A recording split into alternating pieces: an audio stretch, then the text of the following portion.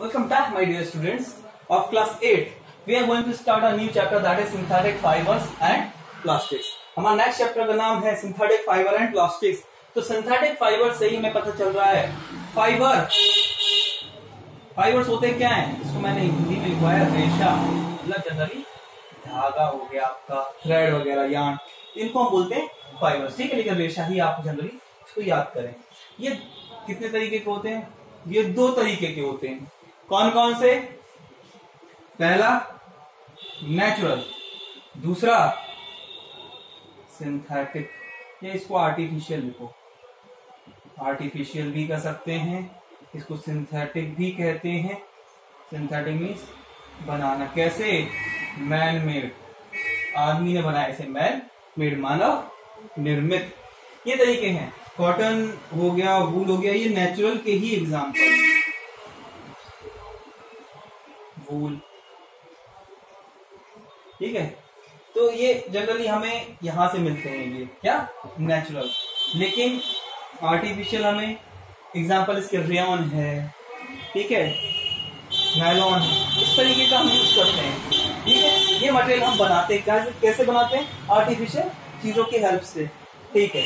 ये हमारा फाइबर्स के बारे में हम बात स्टार्ट करते हैं धीमे धीमे। चलिए ध्यान से देखिए।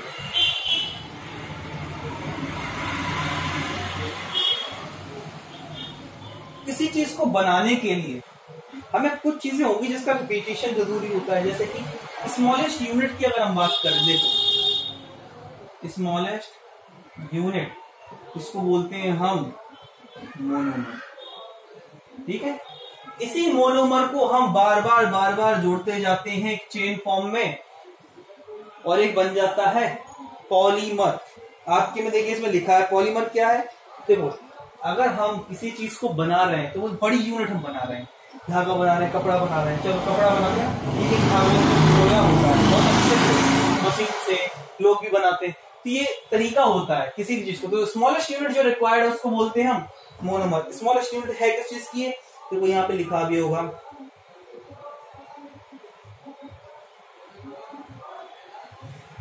देखो सिंथेटिक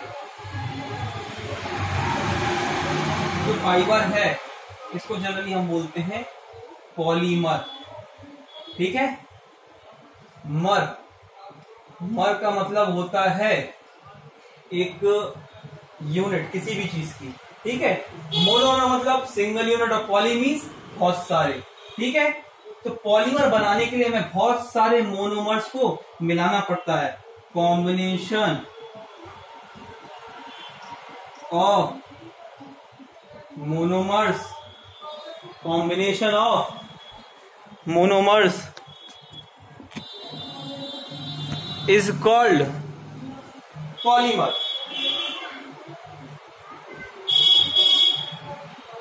ठीक है। और इस पॉलीमर को बनाने की प्रोसेस, पॉलीमर को बनाने की प्रोसेस क्या कहलाती है? पॉलीमराइजेशन।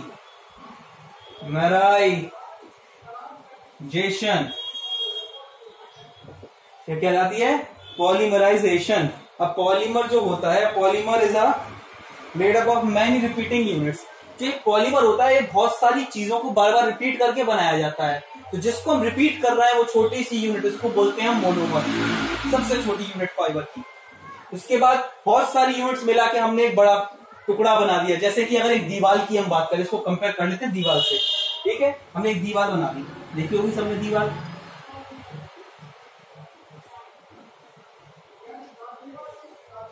ठीक है, दिख रहा होगा, हाँ दिख रहा है। हमने एक दीवार बनाई, दीवार ऐसी बनती है ब्रिक्स जोड़ जोड़ के,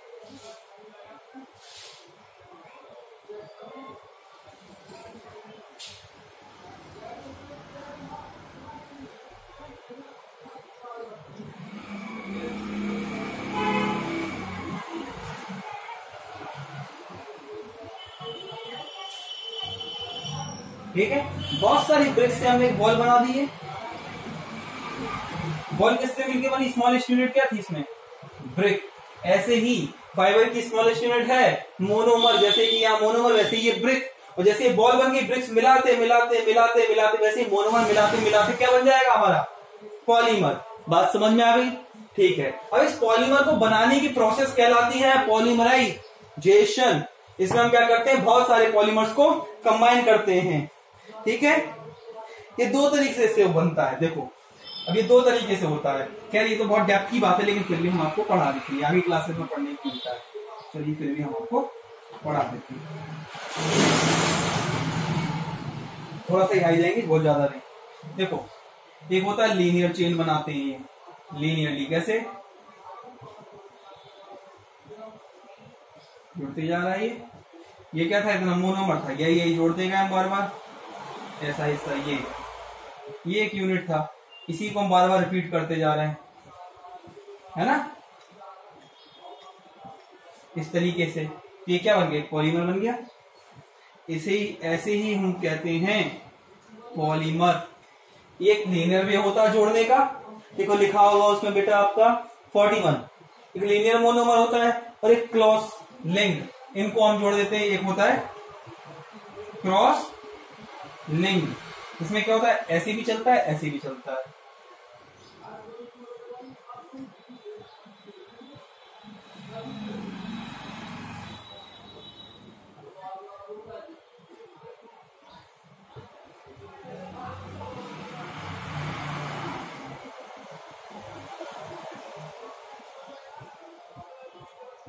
इस तरीके से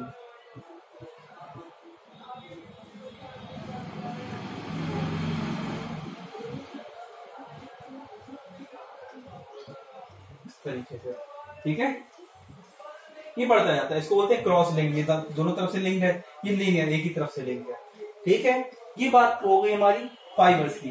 अब ये फाइबर्स बनते कैसे हैं, हमारे जो सेमी सिंथेटिक हैं या अलग अलग, इनको सिंथेसाइज किया कैसे जाता है। तो आज हम केवल देख लेते हैं कितने तरीके के ये हमारे होते हैं। ठीक है, टाइप्स लिखता हूं, टाइप्स ऑफ पॉलीमर्स। देखो पहला rayon, second nylon, third polyester. ठीक है, और नेक्स्ट क्या है, एक्राइलिक।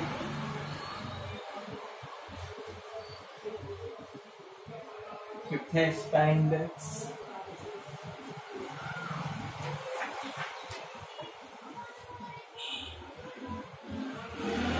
ठीक है, इन सब के बारे में हमें पढ़ना है, कैसे बनते हैं, कहाँ इनका यूज होता है, इनकी खास खास प्रॉपर्टीज क्या हैं, है ना। इतने तरीके से टोटल हमारे पॉलीमर्स ही हैं जो हमें सिंथेटिक पढ़ने। इनका यूज क्या है, कैसे बनते हैं, कहाँ काम आते हैं, खास प्रॉपर्टी क्या है। प्रॉपर्टीज में मतलब क्या, एडवांटेज और डिसएडवांटेज। वेरी गुड, यही सोच रहे थे सब दिमाग। एडवांटेज एंड डिसएडवांटेजेस, ये हमें दोनों देखने हैं। ठीक है, इसके बाद फिर इनके हम कुछ और भी यूज देखेंगे, कुछ अदर यूजेस के बाद। इसके बाद जो नेक्स्ट हमें टॉपिक पढ़ना है उसकी हम बात कर लेते हैं। आज हम थोड़ा थोड़ा देख लेते हैं कि हमें इस चैप्टर में पढ़ना क्या क्या है। फाइबर तो समझ में आ गया आपको। अब हम देखते हैं इसके बाद प्लास्टिक्स में। ठीक है, प्लास्टिक्स में जनरली क्या, दो तरीके की प्लास्टिक के बारे में हम पढ़ेंगे। कौन कौन सी, thermo plastic, thermo setting plastic. ठीक है, थर्मोप्लास्टिक, थर्मोसेटिंग प्लास्टिक्स। ठीक है, फिर इन दोनों के बारे में हम क्या पढ़ेंगे, इनकी प्रॉपर्टीज, फिर इनके यूजेस, फिर इनके एडवांटेजेस। ठीक है, और डिसएडवांटेजेस। यही हमें इस पूरे चैप्टर में एक एक करके पढ़ते जाना है। चलिए आज हम पढ़ते हैं सबसे पहले रेयॉन के बारे में।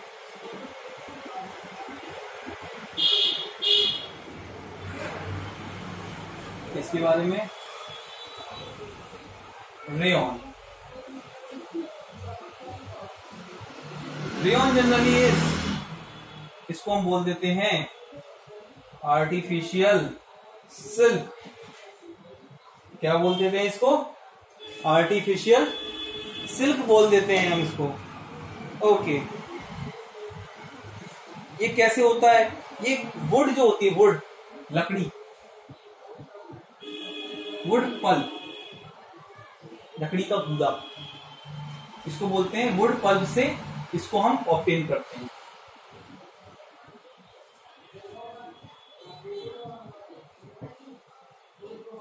फ्रॉम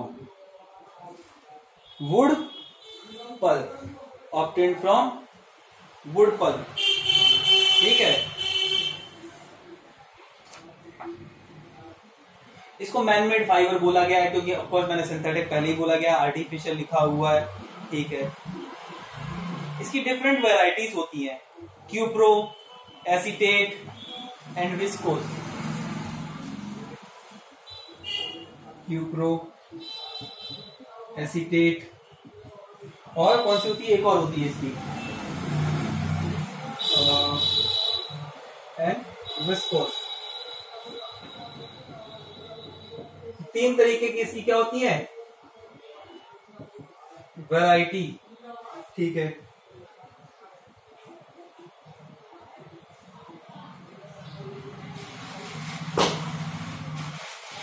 इसकी प्रॉपर्टीज क्या क्या है? ये शाइनी होता है। ठीक है, इट एब्जॉर्ब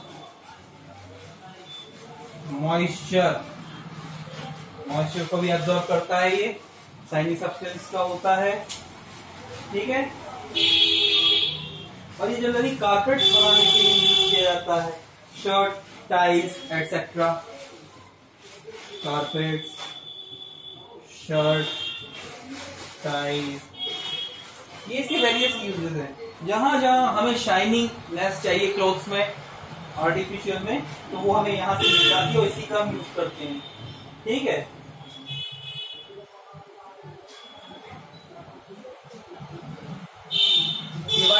कलरिंग तो देखो बेटा हर तरीके से हो जाती है, कलर में नहीं सोचना, कलर तो हम किसी भी कपड़े को कर ही लेते हैं, कलर तो सारे में मिल जाता है, कोई भी हो, कलरिंग इसकी हर तरीके से पॉसिबल है, इसमें कोई प्रॉब्लम वाली बात नहीं है। तो रेयन के बारे में हमें क्या क्या रखना है? ये आर्टिफिशियल सिल्क है, obtained from wood pulp, have variety cupro, CUPRO, acetate, ACETATE लिखा है आपकी बुक में, and viscose, shiny and absorb moisture, shiny भी है और मॉइस्चर भी एब्जॉर्ब करता है।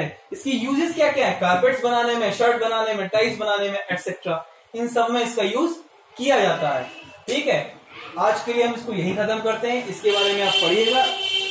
ठीक है, आप लोग भी थोड़ा सा बुक पढ़ के आएंगे तो जल्दी सिलेबस खत्म होगा। फिर ये देखिए, ये पहला पेज आप पढ़ सकते हैं, पेज नंबर 41, और यहां से ये यहाँ तक रेयन 42 पे आधा पेज, 1.5 पेज आपको ये पढ़ने के लिए मैं दे रहा हूं, बाकी धीमे धीमे चैप्टर खत्म हो ही जाएगा। ठीक है, आज के लिए इसको यही खत्म करते हैं, फिर नेक्स्ट क्लास में बाकी काम पढ़ेंगे। ओके।